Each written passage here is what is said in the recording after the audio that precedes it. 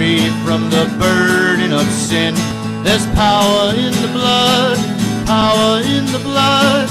Would your evil of victory win? There's wonderful power in the blood. There is power. I am here to announce to you tonight that I have been sent here to Dar es Salaam, Tanzania, by the Most High God to accomplish a heavenly mission. That mission is in the name of Jesus Christ, the Son of God, to destroy all sin out of everyone's life. In the name of Jesus Christ, the Son of God, to destroy all sickness out of your life. In the name above all names, the name of Jesus, to cast every devil out of your life and establish the kingdom of God and the power of His Christ in Dar es Salaam, Tanzania, and in each of your lives tonight. But there's something that you and I must have in our lives tonight in order to see the power of God shake our lives and change our lives. And that is what I'm going to share with you tonight from the Word of God. How God's power can work in your life through the one secret you and I must have. I'm going to open the Word of God now, the Bible, and read to you the secret we all need in the book of Revelation. Revelation chapter 12. We will begin reading at verse 10. After I read this portion of scripture, I will announce to you the title of tonight's message. We will share God's word for approximately 30 minutes. Then we will give you a heavenly invitation to come to know the God of heaven and earth by His resurrected Son, Jesus Christ. We'll give you the opportunity tonight to be healed of sickness through the name of Jesus Christ, and also to be free from every bondage of Satan tonight by the power of Jesus Christ. And here is the secret of how you can have Christ's power. Revelation chapter 12, starting in verse 10.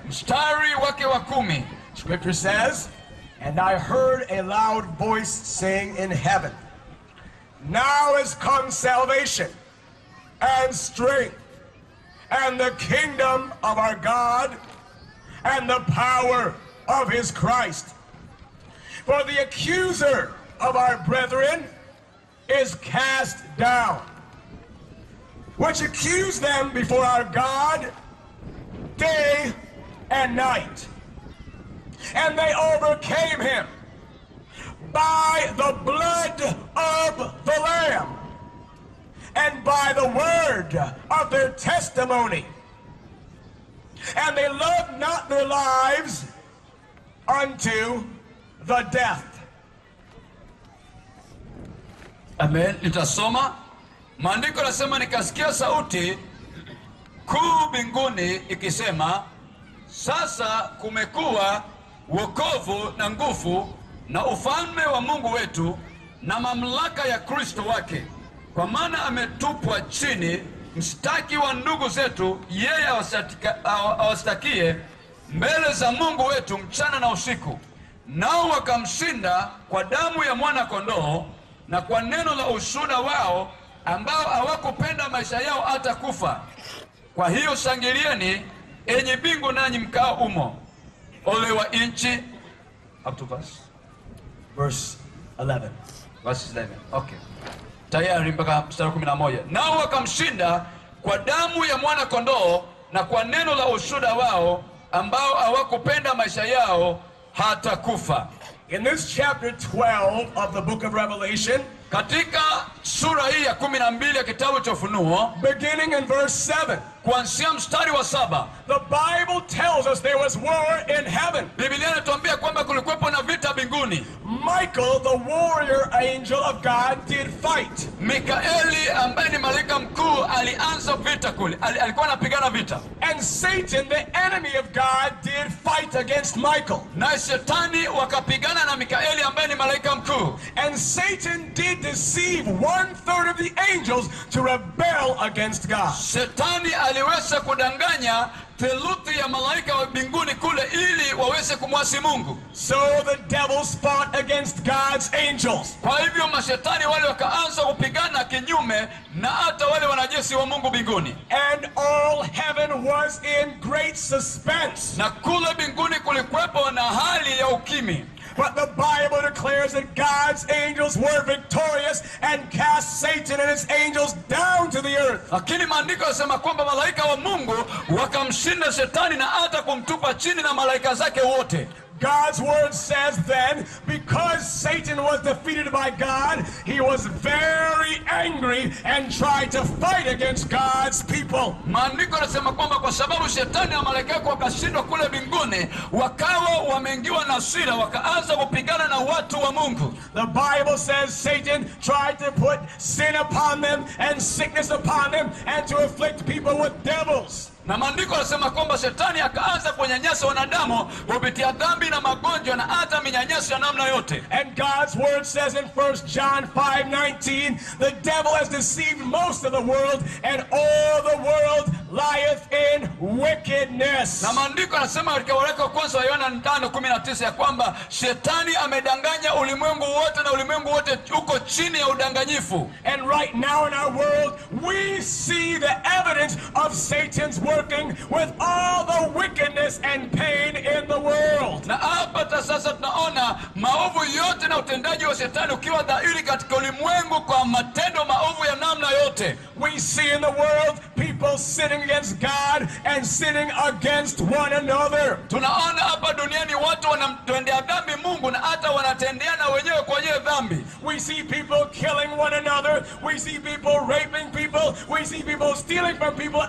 everywhere across the world. Tunaona watu wakiuana wenyewe kwa wenyewe, wengine wanabakana, wengine wanaiba na wengine wanafanya mambo ya ajabu ajabu ulimwenguni wote. That is nothing but Satan's hatred and wrath being expressed against the people that God made. Hichi sio kingine isipokuwa ni ile adhabu ya Shetani ambaye anadhihirisha katika wanadamu ambao Mungu amewatengeneza. We see children sick with AIDS and malaria, adults sick with various diseases. This is Satan's wrath and hatred against mankind. Tunaona watu mbalimbali wakiugua na hata kuwa na magonjwa mbalimbali kama ukimwi, malaria na magonjwa jinsi yote. Hayo yote ni ghadhabu ya Shetani kwa kushindwa kwake anayedhihirisha dhidi ya wanadamu. We see people full of sorrow and sadness because there is sickness and sin and famine everywhere and they don't know what to do. Na tunaona watu wakijawa na majonzi na hata kilio na huzuni kwa magonjwa na maradhi na hata manyanyaso, na watu hawajaelewa wafanye nini waondoke katika majonzi hayo. People go to the doctor, but still they are sick. People go to their family, but still they have no solution, and they don't know how to have an answer to their problem. Watu wanatembelea madaktari mbalimbali na hata wataalamu mbalimbali ili waweze kuondoka kwenye matatizo yao, lakini matatizo bado yamebaki na wameshindwa kuelewa watafanya nini waondoke kwenye matatizo yao.